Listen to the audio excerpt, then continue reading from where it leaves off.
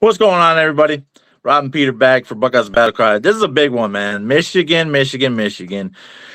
They keep getting rejected by head coaches. They can't bring it in. Dillingham's not coming. I was afraid he might because I think he's a very talented and elite head coach in college football. He will be at a top 5 job within the next 5 years. And then, of course, DeBoer. He was never coming anyway, but you thought he was. He's clearly not. Is Michigan still a top 5 coaching job in college football right now, Rob? Because I don't think so.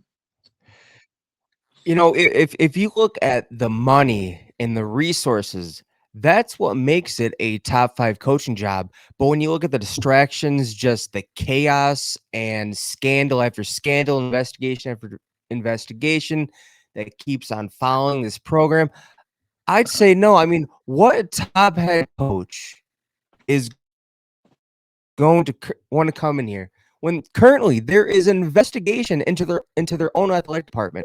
What head coach is going to want to come in here, top head coach, and be under a freaking magnifying glass? If there's one thing about head coaches, they want to have free reign of their program, going by the books, being able to bring in their own staff, their own players, have as much, going back to the money and resources. But again, nobody wants to be under magnifying glass. It's like scandal after scandal.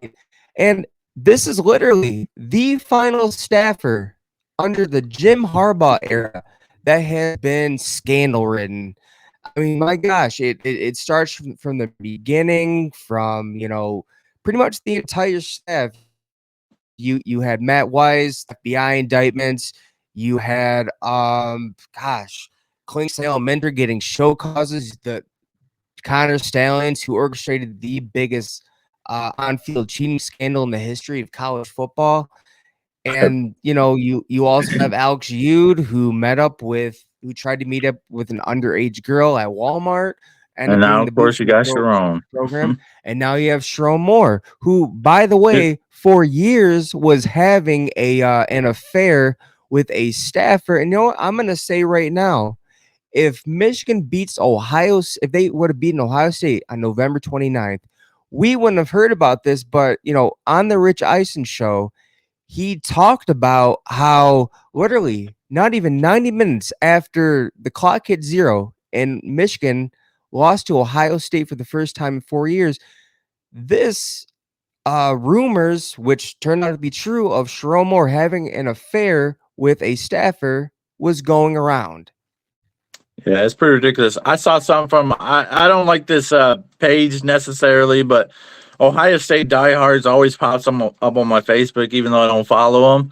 But they posted a statistic. Since Jim Harbaugh arrived in 2015, 11 football staff members have either been put in jail or prison or been banned from coaching the sport. Jim Harbaugh included in that 11. He can no longer coach, not that he was trying to. But yeah, 11 in a decade, bro. That's more than one a year. What the heck is going on in the cesspool in Ann Arbor? Hey, it goes back to after the 2020 season, one of Michigan's worst seasons under Jim Harbaugh. And Jim Harbaugh was asked in a press conference, are you going to beat Ohio State this season? And he said, we're going to do it, or we're going to die trying. Or he could have said, or did he mean we're going to cheat while trying? I mean, do whatever it takes. This is literally the most scandal-ridden program. It's bad. As of right now. It's bad. We're talking about an entire staff that one coach brought in. And even when Jim Harbaugh left, things are still happening. I mean, the Sherrone Moore situation is the icing on the cake. And it turns out that, again, Ward Manuel, which, by the way, all the way at the top, there's been so many scandals under him as well. And other members, even members of the media, they knew about this months in advance. Members of the media, such as Josh Pate, was pretty much saying, hey, we were expecting this Michigan job to be open for quite some time. And then you wait till after Ohio State, after National Signing Day, all of a sudden you're going to fire Sherrone Moore. Now tell me that is not you know why? driven. You know why? because they were 9-2. That's freaking why. And I had a chance to go to the Big Ten championship game and the playoffs had they beaten us. Most people, you and I predicted 8-4, 9-3 for the season. It ended up being 9-3. And most people saw the easy schedule and said this team is not that talented, but they have a cakewalk. And they got blasted by all three of the good teams, the only three good teams they played. And they will get mollywopped by Texas in the bowl game, let me tell you. It will be ugly. Man. It's going to be ugly. And Texas ain't even that good. They're not elite either, man. But back to Michigan, though. Why do these arrests keep happening? And why do they have to bring in an external firm to investigate and uncover and help tell them why they're so messed up in the head? Yeah, it goes back to, a certain term when you don't have any control of your institution. Oh, wait, lack of institutional control. When you need to bring an independent firm to investigate the athletic department, dude, there's something going on there, and it starts at the top with Ward Manuel. I mean, my gosh, like, again, scandal after scandal after scandal with him. And, the only way it's going to stop is if they flip this program on its head, they clean house, and as it said, it's only going to get worse before it gets better. Now, looking at the current coaching moves that they're trying to make, a big name was Kalen DeBoer. And for anybody who thought that Kalen DeBoer would leave Alabama for Michigan, you are insane. They currently have the number 2 overall recruiting class. They are actually in the expanded 12-team playoffs. They shouldn't be, but yes, they are. It shouldn't be, but they are, which is improved from last season. Can we say the same for Michigan? No, but they are there. But other than that, like, Alabama is indeed a top job. No scandals, no investigations. Kalen DeBoer is not working under some microscope, and I highly doubt he would come to Michigan. And then there's Kenny Dillingham. He is pretty much the hometown hero. He's an Arizona State alumni, has brought them back. Dude, he brought them to the college football playoff last season, almost beat Texas. But they did win the Big 12 title. So, but I don't think he's going to leave either. I don't think any coach in their right minds would leave their current situation for a scandal-ridden program who's currently under investigation, and it would be extremely hard to do what you want. Going back to your previous point about the timing of the firing, you're absolutely right about what you just said. Who was the hottest name in 2020? Do you remember for Michigan's head coaching position? If Harbaugh was going to be let go, who was everybody talking about? Do you remember?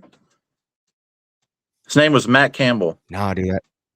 Yeah, and he's at Penn State now because they waited. And so they waited. They held on to a lame duck in Sherrone Moore. Matt Campbell, I guarantee, just like Brady Hoke, would have sprinted to Ann Arbor to coach the Wolverines. But now that's not an option. Now he's coaching an in-conference rival. And he's going to be in trouble. He's going to be in trouble for Ohio State and Michigan and Oregon. He's a good coach, man. I don't know how elite he is, but I know he is a good coach. And so not only did they sit on this firing to protect the recruits in the class that came, many are still going to leave anyway. They're asking out their LOIs, some of them. When they meet the new coach, more will leave. Some will stay, of course. But it's backfiring in all areas, man.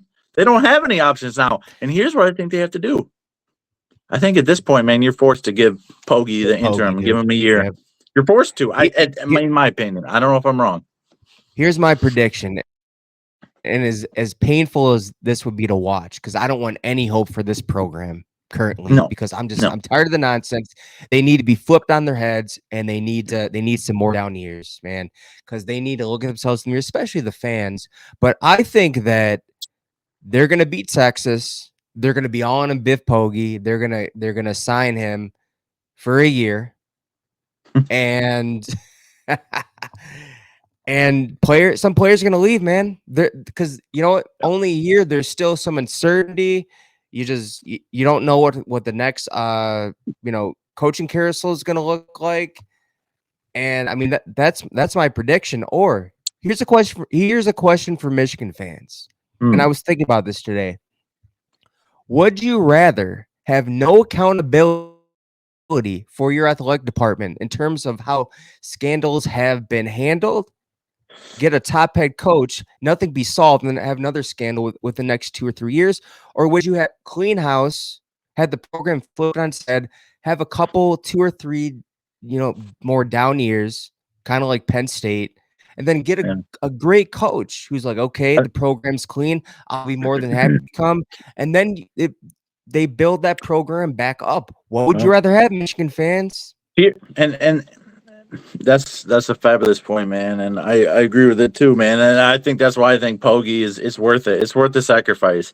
Clearly, Sherrone was the sacrifice to the NCAA, but it never came. But he ended up falling on his own sword anyway, and through his own pit and through his own lust. Texting OnlyFans models during halftime of the Ohio State game. That. I didn't read anything like that, but he was. Oh wow, that's why. Wow. The big question on every Michigan fan's mind right now is Bryce going to stay or is he going to go? And it all depends on the new head coach, because he did grow up a Michigan fan, Bryce did, but he committed to LSU for a reason, because Harbaugh was Harbaugh. That's why. And we'll see if the new coach can retain Bryce. It all depends on who they hire. He's got to be a mobile offense and use his legs better than Chip Lindsey or Sherrone Moore did this year, because you're handcuffing a quarterback who's a crazy athlete if you don't use his legs. Yeah, but other than that, Peter, as of right now, due to distractions, due to the current investigation, this program.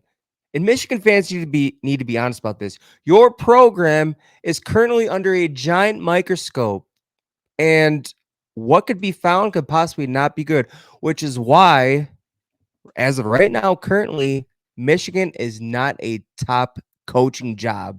It has potential, but something has got to change. That's it. You can pretend that it is, but it's not right now. Go Bucks and God bless. We'll see you on the next one. OH. IO.